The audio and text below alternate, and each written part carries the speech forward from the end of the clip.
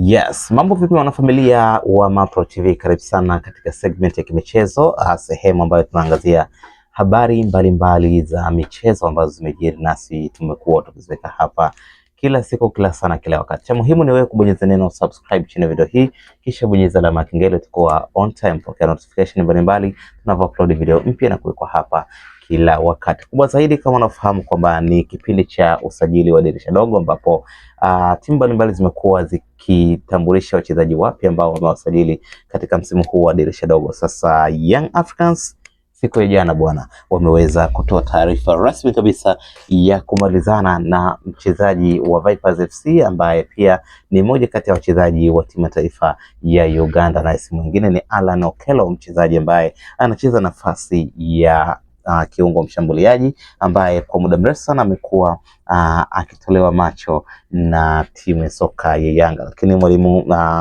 rais wa klabu ya soka ya Yanga Engineer Hersi Said siku ya jana alitua pale Kampala nchini Uganda kwa ajili ya kukamilisha usajili huo, na baada ya kukamilisha waliweza kutoa taarifa rasmi ya kile ambacho kinaendelea. Sasa ni muda wa Allan Okello kuonekana akiwa katika jezi ya green and yellow kuwakilisha chama la wanajangwani Young African Sports Club.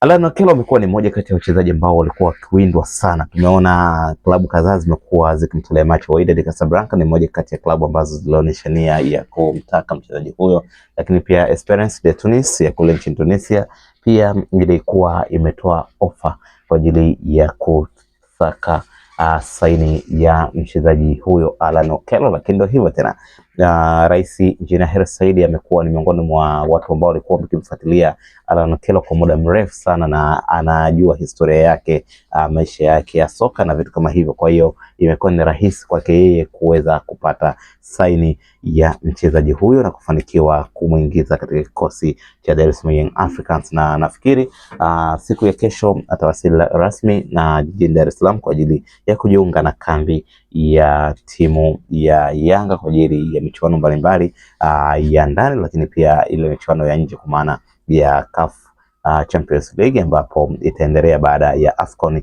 kutamatika. So Allan Okello ni mmoja kati ya wachezaji ambao wanakuja kuleta hamasa, watakuja kuleta hamasa kubwa sana kwa kikosi cha Yanga, lakini pia amekuwa akihusika katika magoli mengi sana. Amehusika kama mfungaji, lakini pia amekuwa akihusika kama mtoaji assist ambaye amekuwa mara kadhaa katika magoli ambayo yanapatikana kwa timu zake, basi ni lazima mojawapo awe amehusika. Kwa hiyo amekuwa ni mchezaji ambaye ana faida kubwa sana licha tu ya kuscore, lakini pia amekuwa ni mtoa asisti mzuri sana. Kwa hiyo amekuwa na faida nyingi sana.